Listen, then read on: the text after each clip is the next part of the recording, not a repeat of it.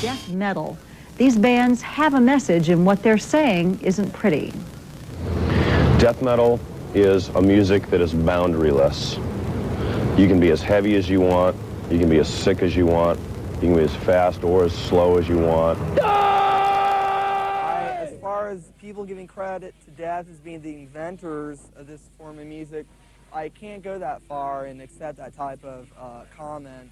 I would have to say bands like Venom, who were out in 1980, I think Venom were really truly the first to do this really, actually, well, Motorhead also, because they were very raw and aggressive, but Venom, for this type of music, I think Venom would have to be one of the key bands, definitely. You know, and there are other bands that inspired me, such as Exciter and Metallica when they first came out, Anvil, Merciful Fate. These bands really, you know, they weren't necessarily death metal, but they inspired what is today. You know, these were definitely key factors within this type of aggressive music and, you know, the underground in general.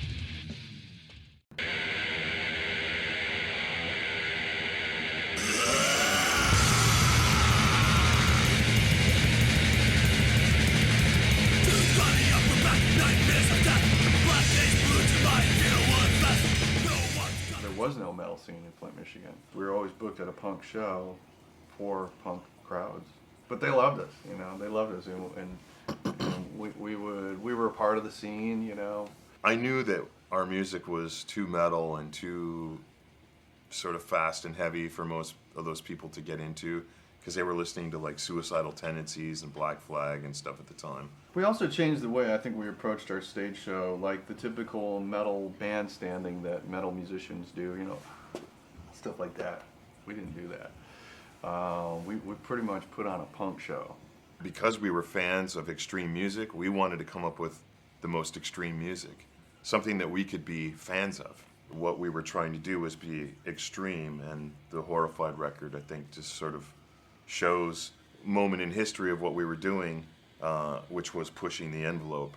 And, you know, in the context of 1986, it's still a pretty extreme and heavy record.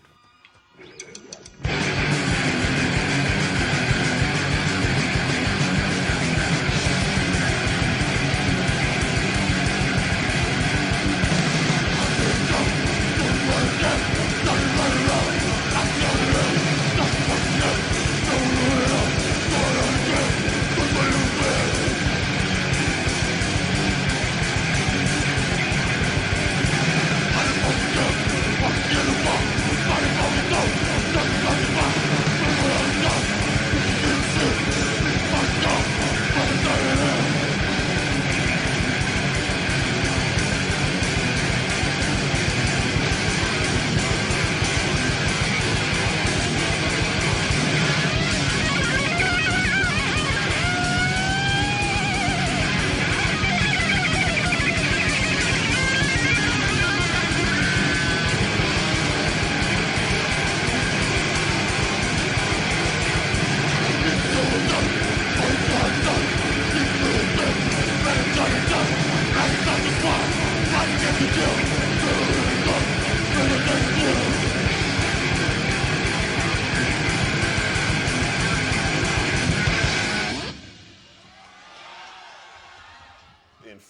was a really good hardcore scene, not only small bands from the Midwest that were just touring around the area, but Black Flag and St. Vitus and Slayer. So there were bands like that playing in Flint, Michigan when we were kids, you know. So we saw that, and we were able to go, man, this is really easy. You just have to work hard. I mean, you have to work hard at it, but it's not difficult to do. It's not brain surgery. You just put the work in and you can make this stuff happen.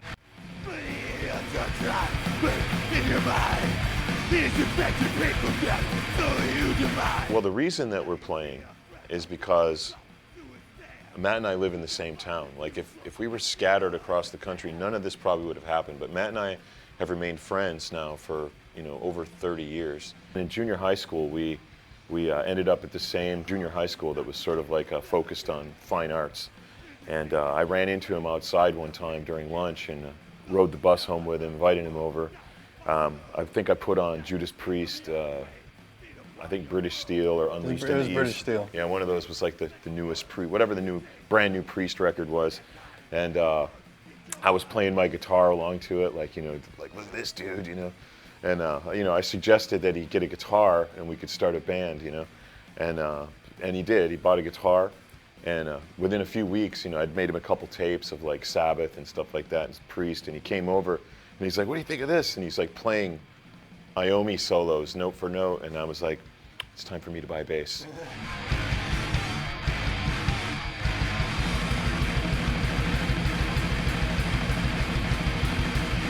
Once we started getting into hardcore music, that's where Scott really started to come in and started to be more viable in a band situation, because even though he couldn't sing like melodically, he had a lot to say lyrically, you know. And we just, since we're friends and we always saw each other, we started collaborating on songs, and the music kept getting more and more hardcore, and it just grew, you know. There were a few of us in Michigan. There wasn't a big scene, but there were a few of us that were like totally obsessed. When we started playing music, Matt and I were the ones in the band always that were like driving everybody else and obsessed, and guys would just fall by the wayside. Like, hey man, I got a girlfriend. This is like, you know, I have a life outside of this. I got a job. Matt and I were like, no jobs, no girlfriends, band, you know? So we were just completely like that. If you were either with us or you were against us. And some guys couldn't handle that, you know. And we never really had a band in Flint where everybody was that committed, but we found some guys that were willing to hang around us enough to get the job done, to get an album made. But Matt and I were the ones that were kind of like just being freaks about it. We would just, you know, there's a party tonight. Now we're going to sit alone in a bedroom and write lyrics and come up with riffs, you know. Our songs are all very pop arrangements. Like Repulsion doesn't have prog in it at all. Like a lot of death metal bands have a lot of progressive tendencies. And our approach was like make the song pop. I think we took from pop music and like, you know, mainstream bands like Judas Priest the way to put together a song. And then we applied it to what we were listening to from Slayer and bands like that, the heaviness, you know. Our philosophy was, if Slayer can play that fast, then we should try being a little bit faster. And if, you know, Hellhammer's that noisy, let's be a little bit noisier, you know. And just that was always like, just go a little bit further than, because that's what you were doing when you were a kid and you're listening to all these new bands coming out. You weren't like, oh, man, I wish there was something like Slayer that was a little bit more polite, you know. It was like, no, you want something like, what's the next thing that's gonna blow my head off, you know? So we just kind of took the heaviness part and applied it to that real simple template. And I think that's why one of the reasons why it's enduring is that it's kind of real simple and straightforward like that.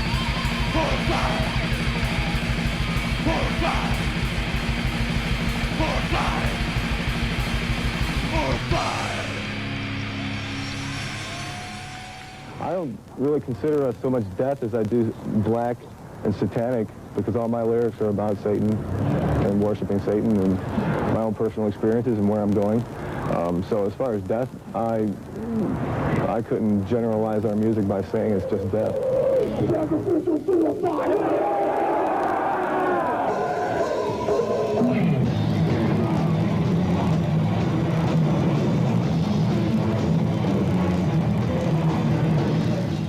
Life after death, I think that'll be a lot more enjoyable than where I'm at right now. I've been burning the cross in my forehead for over a year now, and I just remind myself every day about where I'm going and what I love to do, and give my praise in my own little special way.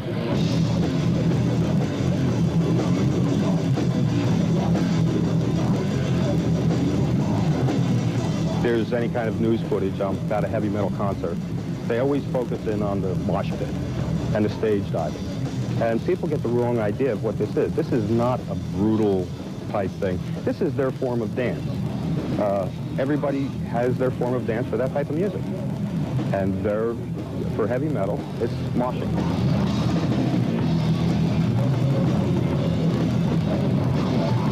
And this is a religious experience. There's nothing they can do about it. I mean, as far as what I do, they can't say anything about it. I don't promote anybody killing themselves, not yet. Second record will. But they can't do anything to me, and they can't touch me, and they haven't yet. And even if they tried, they couldn't. There's nothing they can do because I'm still here. And I'll always be here.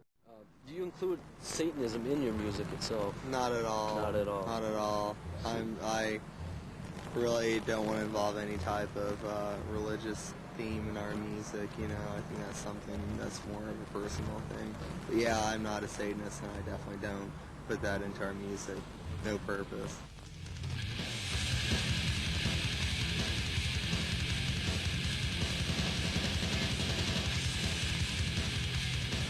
Well, yeah, I was really young when the band first started out, and I've never been into writing satanic lyrics at all, personally.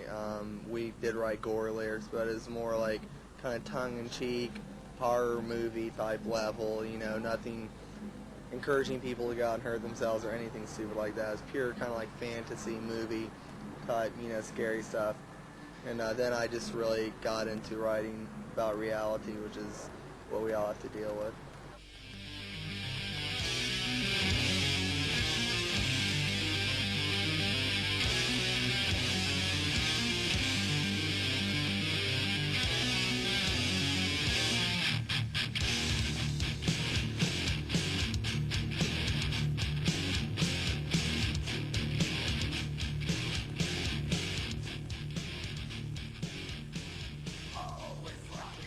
There's a lot of different way to approach Satanism because it's something so much personal. It's just building your own religion, your own role. So it's for everybody different.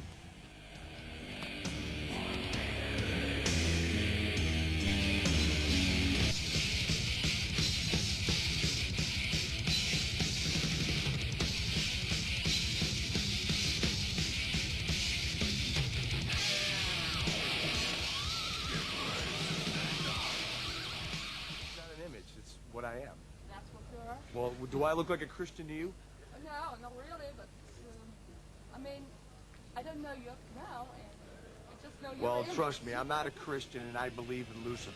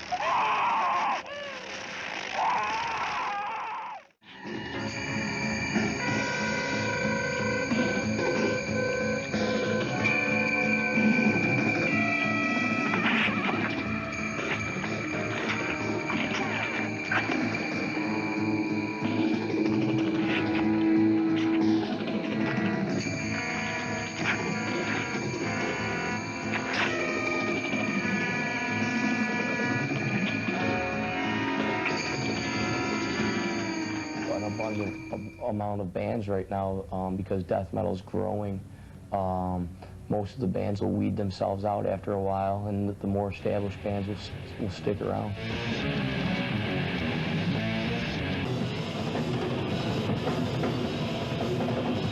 Fast drumming, real crunchy guitars. and heavy vocals, you know.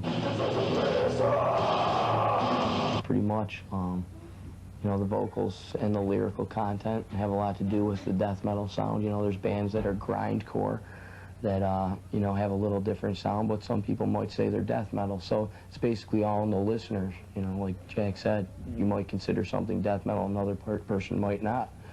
But as for everybody out there, we're death metal. Grindcore is a little more of like a hardcore edge to it, you know. They sing a little bit more about politically involved lyrics and things like that. They really don't dwell on horror or anything like that, or Satanism. So I think, you know, that pretty much separates the two. It's just, you know, a lot of power involved in these type of vocals, and a lot of people, they don't think there's too much talent in it. You know, they just kind of think that people are, you know, just barking vocals out or whatever, not even basically singing any words. But I do try to get every single lyric I write into my my singing style. So we try to keep it up. Once everybody gets their own style, I think, you know, death metal will definitely be an established form of music that people will know and grow to love.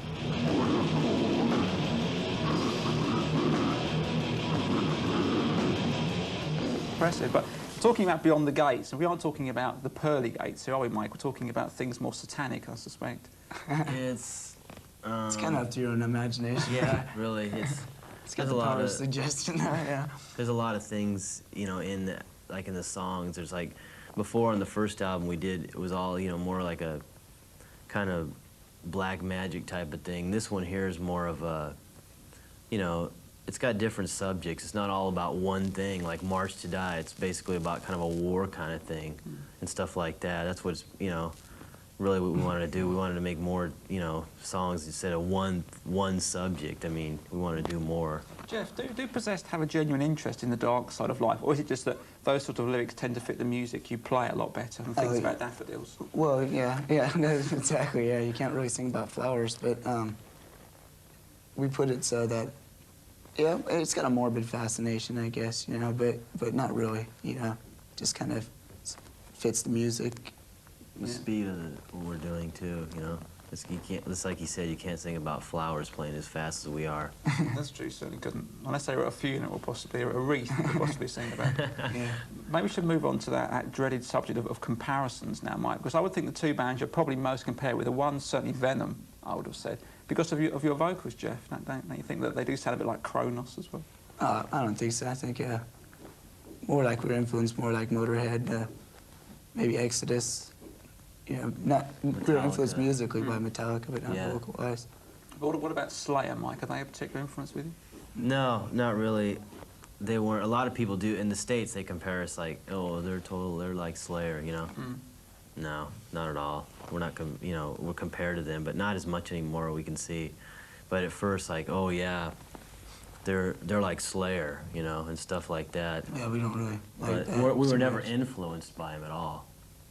Those songs written before the first album that we had, well, before I was even in the band, you know, music-wise. So we kind of went off basic roots back from Exodus and stuff, you know.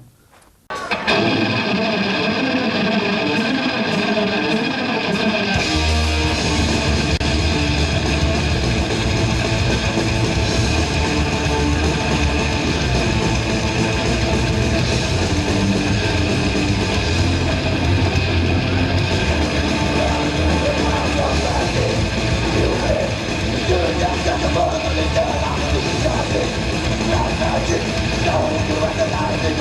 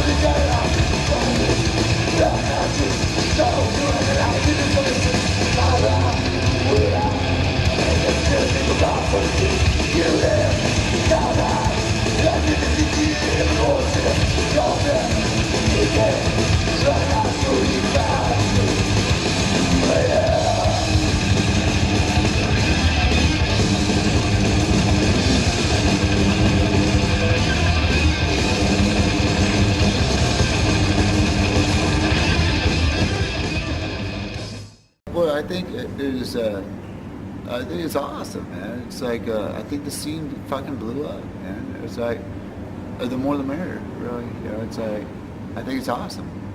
Because, you know, back in the day, it wasn't like that. You know, it was like, there was like 15 people there and half of them were roadies, and it was like, you know, they're spitting blood. Nobody give a fuck, you know? It's like, but now it's like, you can't flick a seed off a hamburger bun without hitting a death metal drum in the head. And I think it's great. I think it's fucking awesome, man. It's a fucking, fuck yeah. Fuck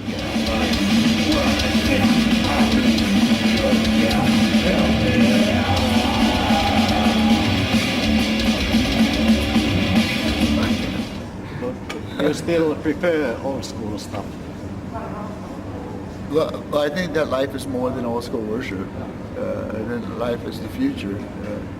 I think if we have faith, then anything is possible.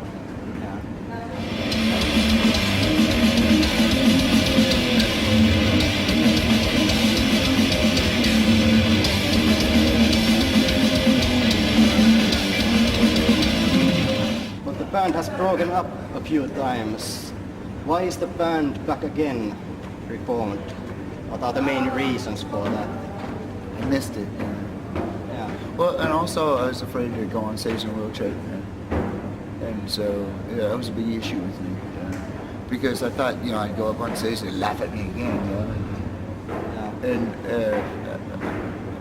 I'm glad. It seems like the fans don't see the matter. It's like they don't look at me like you know, a guy in a wheelchair. They look at me as a young man, you know, just like anybody else.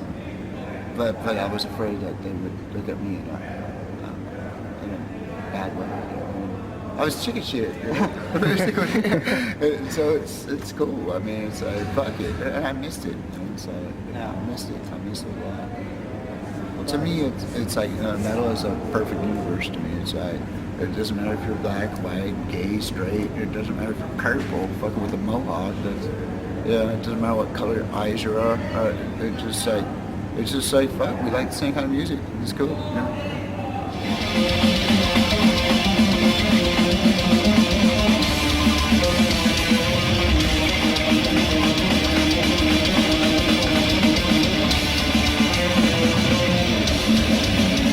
And what are your future plans with the band?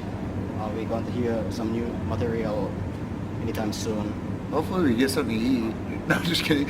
No, future plans, I mean, it's just to follow our direction, you know. I hope that we make a new album. In fact, we're writing new songs, and it's called, my new one's called The God That Never Was, and it's about Lucifer, of course. You know, but hopefully I'm going to take it in a direction that's more realistic than fantasy. Scott Burns, who we've got right now on the line via the telephone from Tampa, Florida. Hi, Scott. How are you doing? Good, Teresa. How are you? Thanks for being on the show today. A lot of people know about you, a lot of death metal fans, and don't know your work. And I wanted to know what you're producing right now. Who are you working with? Well, we just finished Obituary, and I'm still working on the new Deicide album. Oh, yeah? How does that sounding? It's pretty brutal. Should be a killer record. How's the production on it? Has it been improving? Yeah, I think it should sound better than the first one. You know, Glenn's changed his vocal style some. It's a little lower, a little heavier. The songs are a little faster. Steve blasts more. It should be really good. Faster, huh? Okay, Scott, what I want to know is, how do you think death metal came into being? Where do you think it came out of, and how do you see it changing in the next couple of years? I don't know. It probably came from bands like Motorhead and Venom and stuff that was on the fringe of metal, you know, back in, you know, later 70s, beginning of the early 80s. But why?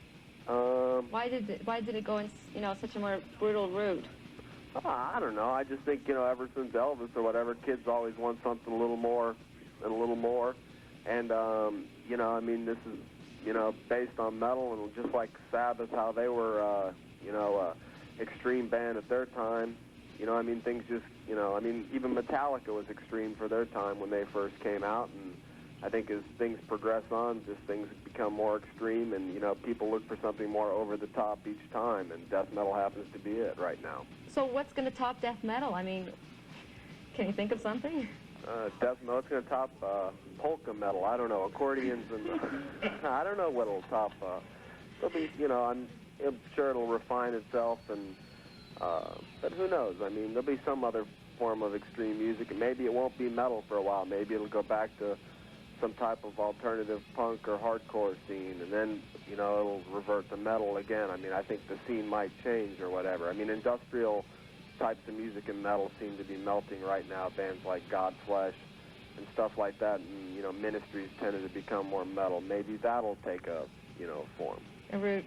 Yeah. Scott, what do you think about people that criticize death metal? I'm not talking about, you know, a parent who knows nothing about the music and just catches on to the lyrics one day and realizes what they're saying, but people that are in the music industry and may say, they may be afraid that, you know, sometimes kids who are already prone to violence may go over the top with, you know, some of these lyrics or their involvement with the bands. Do you think that at all, or and what do you think about those criticisms? I think it's probably, you know, not so true, because I think, you know, it's a healthy thing. Kids just want, you know, some type of outlet. You know what I mean? We're all looking for something.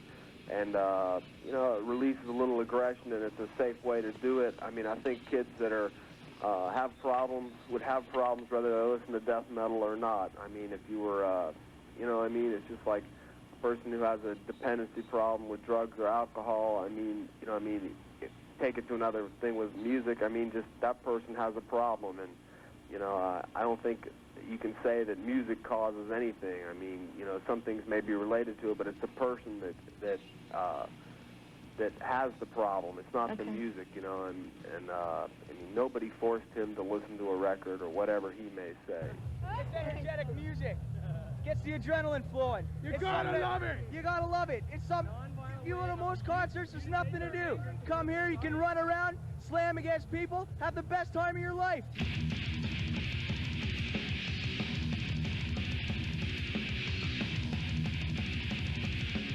Entombed.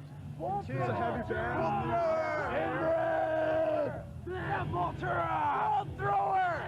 The amount of skill and dexterity and stamina you need alone just to play this is like mind-blowing. I mean, it's like you have a guy with like 8 arms and like 4 feet playing. I mean, you're all over the place. You know. Non-stop. I mean, you know, whether you think it's garbage or not, I mean, you really have to give everybody credit. Yeah, today's drummers in death metal and grindcore are pushing the extreme limits, I think, of extreme drumming, and is the field, I think, for some of the greatest talent, I mean, as far as endurance and stamina, and just amazing guys that are out there doing some things that previously were only done by drum machines, and it's cool to see people from all over the world really pushing those limits of extreme drumming. So what makes death metal viable? Why would a guitar player want to play death metal? Because you build up some serious fucking stamina, for one thing, doing all that shredding with the right hand. There are a lot of talented lead guitarists in the genre, and I might add that very fast lead guitar works very well over blast beats because you have a completely intense atmosphere. Everybody's flying, right? And to people who would be snobby about it and think it's talentless crap, that's either your personal taste or you're just a dick. Not anybody can just do this. A lot of times, you know, people look at what we do and what you play, and they look at it and say, yeah, you know, it's just noise and it's garbage, whatever. But if you listen to it and you truly listen to it and pick out the pieces of it, it's some of the most technical stuff that you will ever hear on the planet. And you know, as far as just being able to try and do it, you know, it takes a lot. It's just not something that just comes natural. It's good to, I think, kind of have that no boundaries type of attitude. Oh, without a doubt. Anything goes. Writing, we just go by feeling. That's it. It's all That's feeling. what I meant before. I mean, when it comes to the writing process, yeah, there are no rules. You know, you you throw the book away and that's it. You know, you just go for it. Well, that's what's so cool about it, because, you know, you want to create something that's unique, something that has that feeling, and you really don't want to stick to any kind of rules, you know, or standards. You just want to do what you got to do to make it happen. And that's what's cool about this. And if you listen to this type of music, that's anything goes. You know what I'm saying? There's just so much going on. I mean, there's no boundaries. It's like you make your own boundaries. You know? That's right. You can take the music as far as you want. You know, you're the only one that limits yourself. And when we write, we just go for it. No matter what it is, you know, as long as it has the right feeling, you know, that's what works. And that's the way we do it. That's the way you have to be. And I think most people, you know, who write this type of music are like that too. I mean, they just throw the book away and say, okay, let's just do it, you know. And that's whatever comes out, comes out.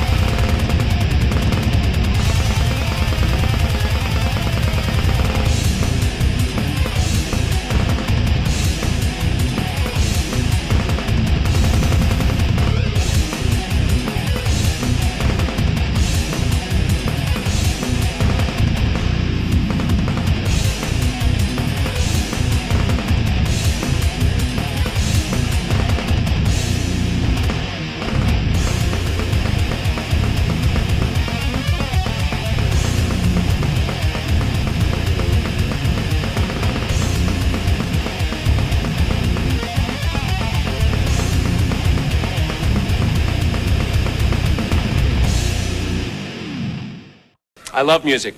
I love every kind of music, but recently I've really started to get into this thrash metal music. I don't know, there's something about it, man, that I just can't let go. It's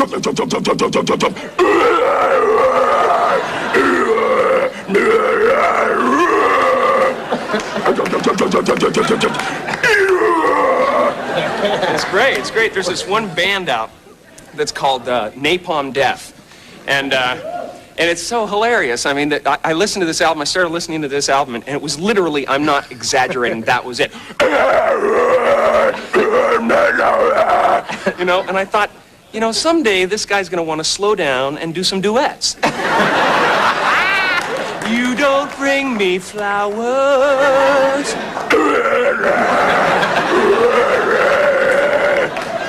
I'm a little bit country.